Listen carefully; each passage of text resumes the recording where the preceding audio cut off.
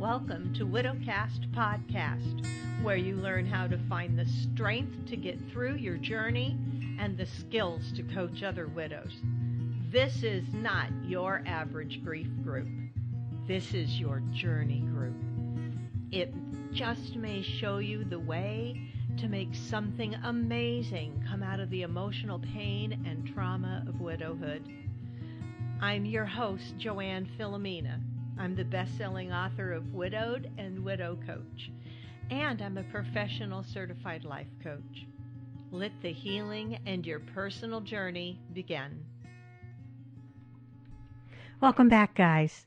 Listen, today's podcast episode is entitled Get on Your Deathbed. And when I gave it that title, I thought, I could lose some listeners just with this title, but I don't think so. Hang with me because it'll get clearer as I dive into this. And I hope instead of losing listeners, it actually gains me listeners, because even though this podcast is for widows, I'm thinking this is something everybody needs to hear. You may have got this message already so strongly, like deep in your bones when your spouse died. Most people do not have their eyes open to the fact of our own mortality. They want to ignore it. It's like they're living life like life is never going to end, which is, I think, a really huge mistake. Because if you are playing any other kind of game and you knew the game never had an ending or an outcome, well, how hard are you going to give it to that game? How much are you going to put into it? Probably not all your effort. When Jim suddenly died, it was a message that hit home with me. It sounds so, I don't want to say overused. It sounds so, it can even sound trite, but man, it hit home hard. Jim died at the very end of 2014. And one of the first actual gifts I saw in his passing, and it takes a little hindsight to be able to look back and just see the gifts that, came out of your husband's passing, came out of your relationship with him. But the first gift was the fact that within hours after he died, it was New Year's Eve. And I was watching the ball drop on 2015. Now, as I sat there still in a total state of shock, like it wasn't even real to me yet that he was gone. I know you know what I'm saying, especially those of you who had your husband had a real sudden death. It just blindsides you.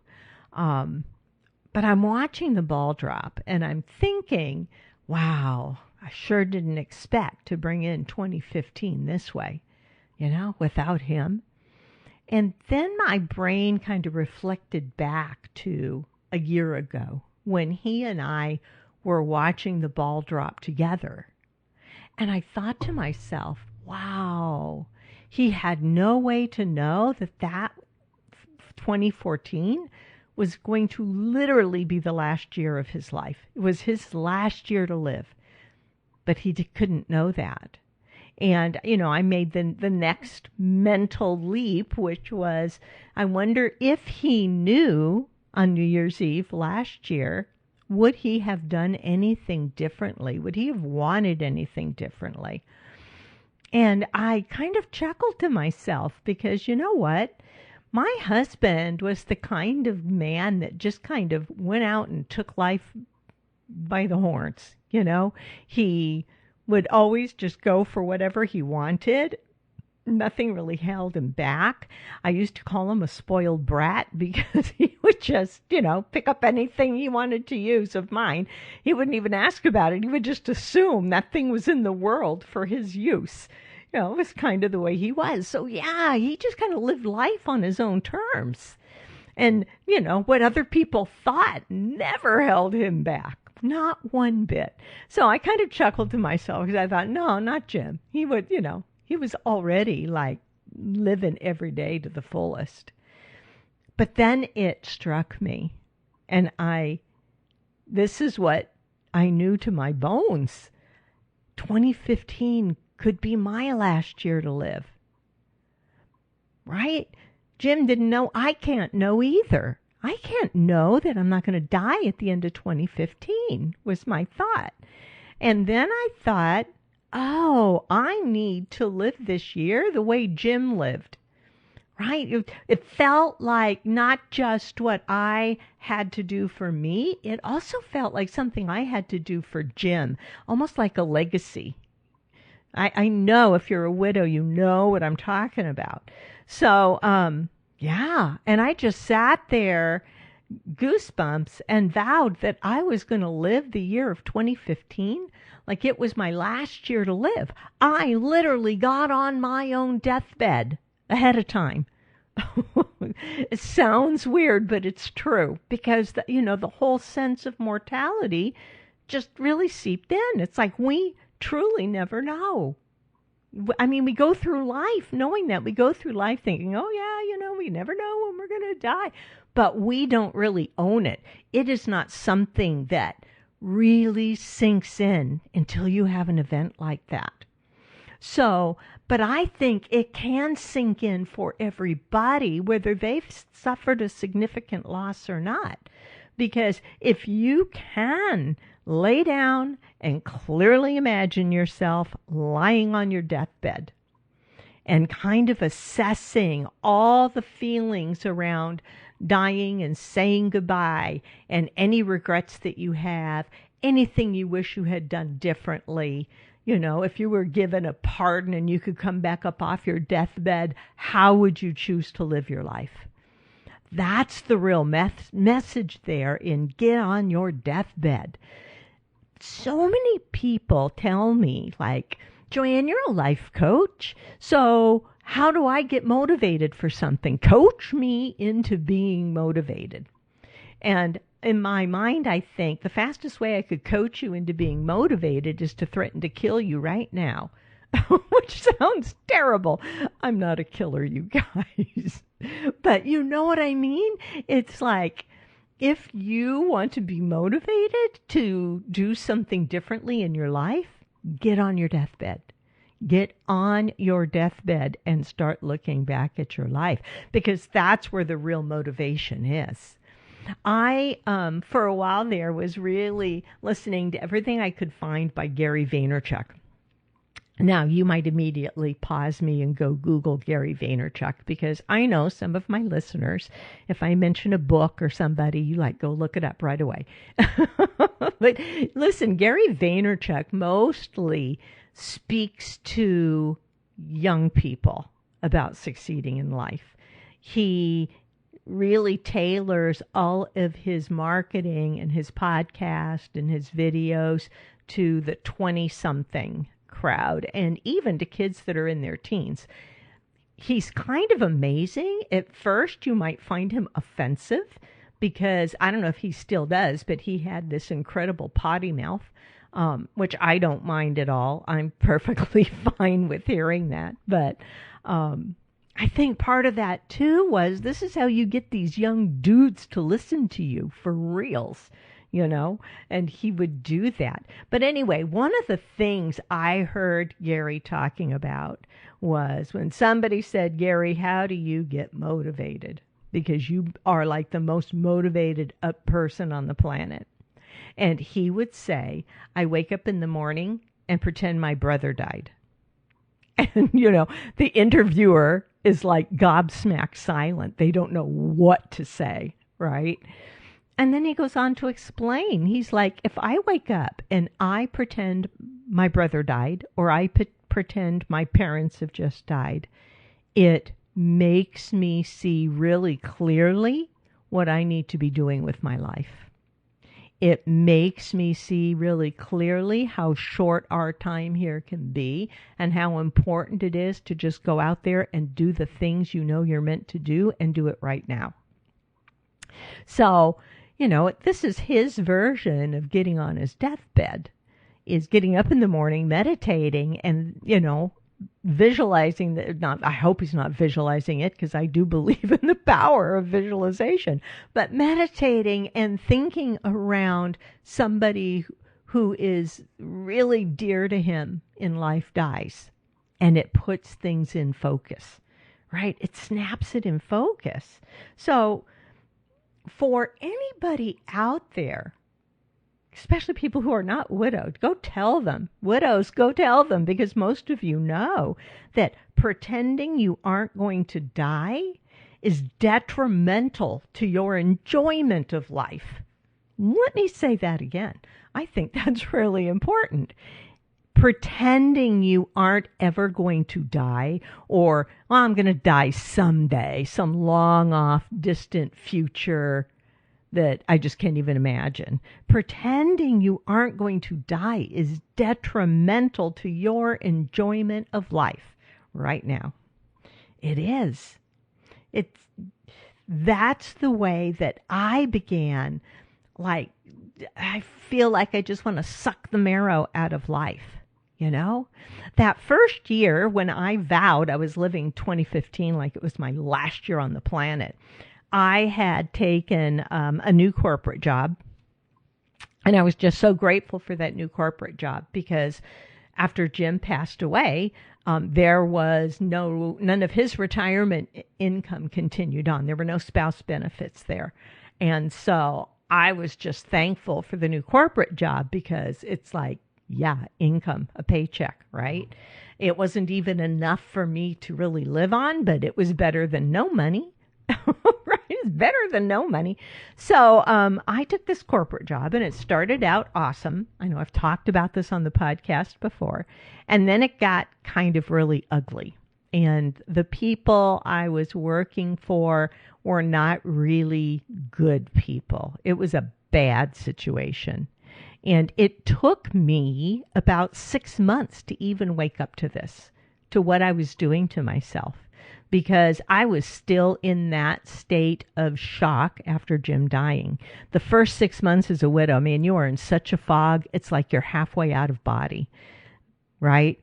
So in those 6 months, they were like taking more and more advantage of me and my time as a widow, to the point they had me working 7 days a week. They had me answering phones around the clock. I mean, it was just crazy time. And it was around the 6-month mark that I looked up and went, hold on.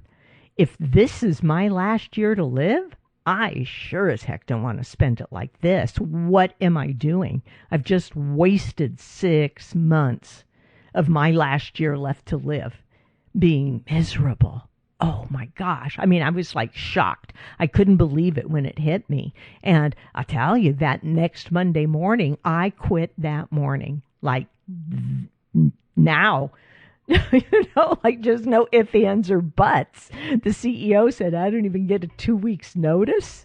And I said, are you going to replace me in 2 weeks? And he said, no. And I said, well, then don't you think it'd be a waste of both of our time? I was like, man, you're not getting notice. I am out of here, right? I walked away from that paycheck. I did it with grace. I mean, I wasn't mean to them. I wasn't, blaming anybody. I was just like, done with this. And the next morning I woke up and realized, oh, I don't have a paycheck. It was panic time a little bit, like lay there and let that sink in. You have no money coming into the household now at all. So now what do we do? But I also made one of the best decisions of my life, right? I decided, I knew I had I knew that this is where divinity was stepping in and telling me, you are to just do nothing but coach with the rest of your life.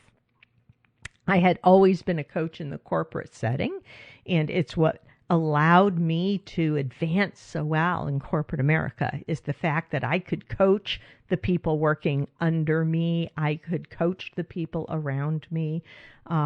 Coaching served me well for decades. But I realized then that that's what I wanted to do. that I was no longer interested in working in corporate America. I just wanted to coach people. So I thought, when I first started coaching all those decades ago, there was no such thing as coach certification. Life coaching didn't even have that name to it. So I thought, let me go get a certification. Let me get, officially certified before I hang out a shingle. And it was quite expensive. It was kind of breathtakingly expensive to do that for me, because we're talking 5 figures, almost 6 figures. No, I guess, take that back. It was over 6 figures. I had to think about what 6 figures is. No, 5 figures. Oh, God, you guys. But it was like every penny in my account, and I did it. I paid for the certification. I bought a plane ticket from New York to California, paid for a hotel for 2 weeks while I did the in-person training. It was kind of crazy, but I knew it's like, this is what I want to do more than anything. And this could be my last year to live. So I need to do this. I just need to do this. I was really in a mindset of all or nothing when I went to do that, because it was like, I have to make this work. There's no plan B. I'm not going to go do anything else. This is what's happening now. And so I did it. It was one of the most rewarding things I have ever done. And I would have never made a decision to do that without the thought that 2015 was my last year to live. Seriously, I'm a very risk-adverse person, right? So, yeah, and that was over 5 years ago. And my life has been so amazing for me ever since. The personal growth, the being able to constantly challenge myself and to constantly renew that vow. I'm telling you, every New Year's Eve, my friends, I get on my deathbed. I literally get on my deathbed and say, I could die at the end of this year. I didn't know how close I could come to that when this last New Year's Eve, when I said 2020 could be my last year to live. Holy cow. Look at the year we've got going. It's going to be fabulous, you guys.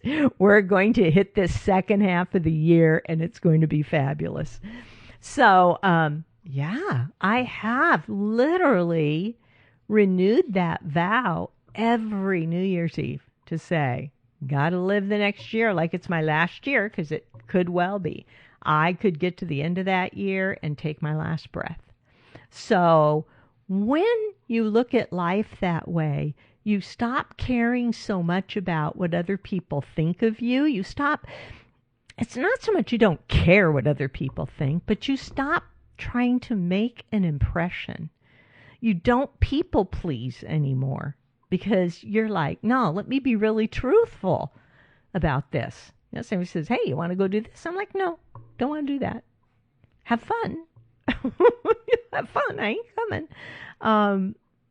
You just stop people pleasing, and you stop living your life the way you think other people would expect you to live it or have you live it. You just start living on your own terms. Nothing is more amazing than that.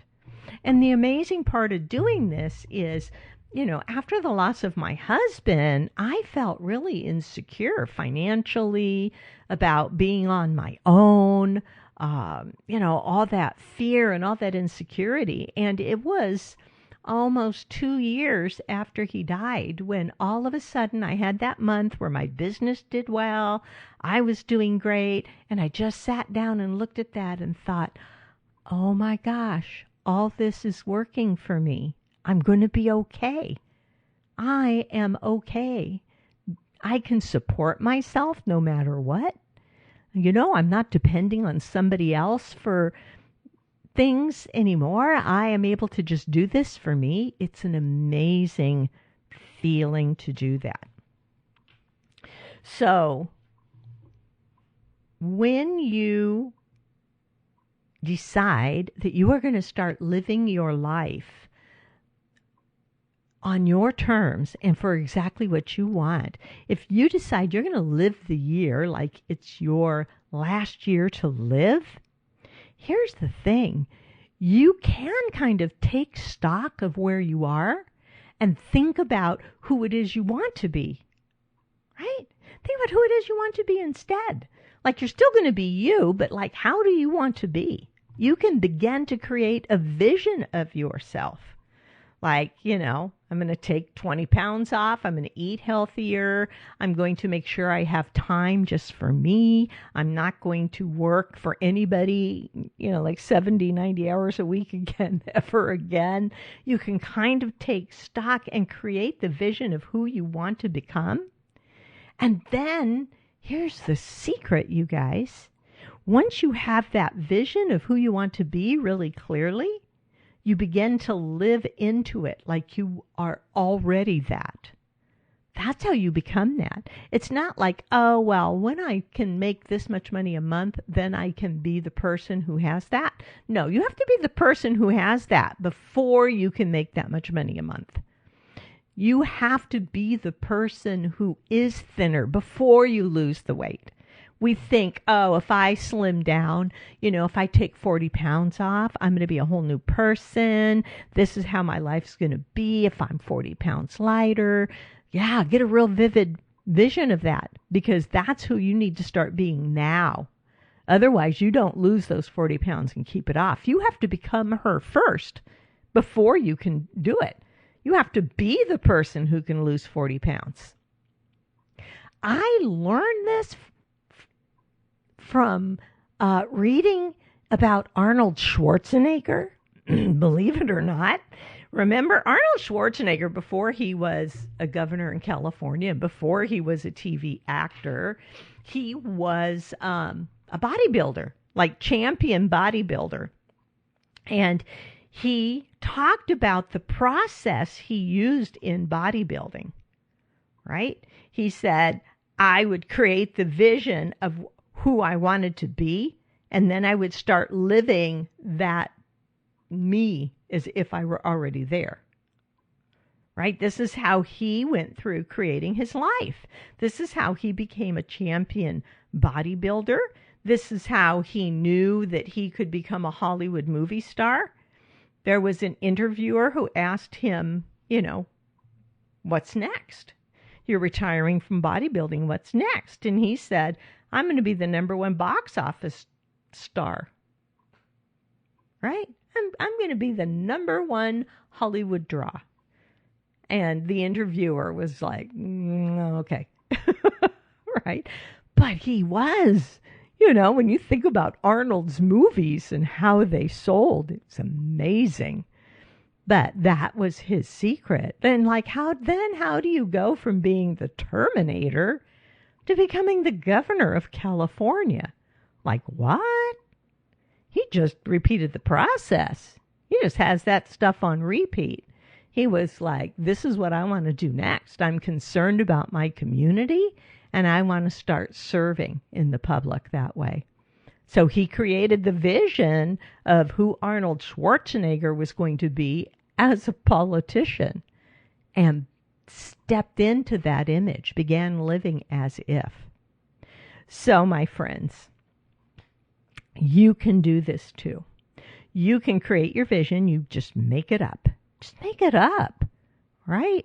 Allow yourself to just go crazy in making up who it is you want to become. Get on your deathbed and think about where you have been in life, the people who are important to you at that moment on your deathbed, and if you don't die, what do you really want to be? Because that is going to set you up for some amazing growth. Amazing growth.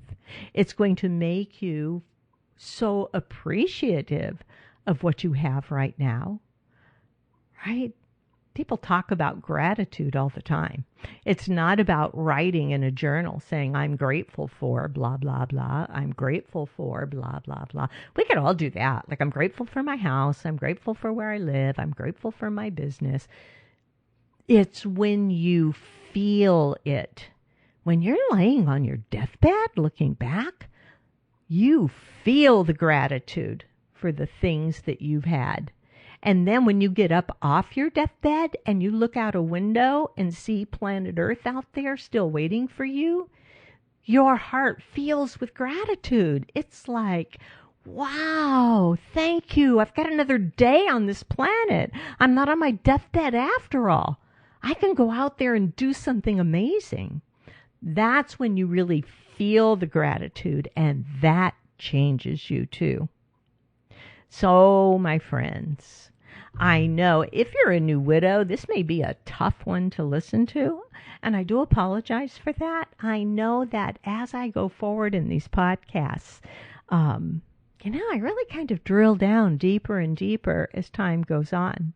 And for new widows, I know the best for a new widow to be listening to are probably my early podcasts back at the beginning of this. I've been doing this for a couple of years now, maybe 3 years. I haven't even kept track. But you can go back to early episodes that talk about how I kind of got through that first year and, through the second year as a widow, and how life coaching skills that I have that I use for myself helped me move through this journey. You guys may not know that. I think you all know that I'm a professionally certified life coach, but it's coaching myself that has made such a difference, and I coach myself daily.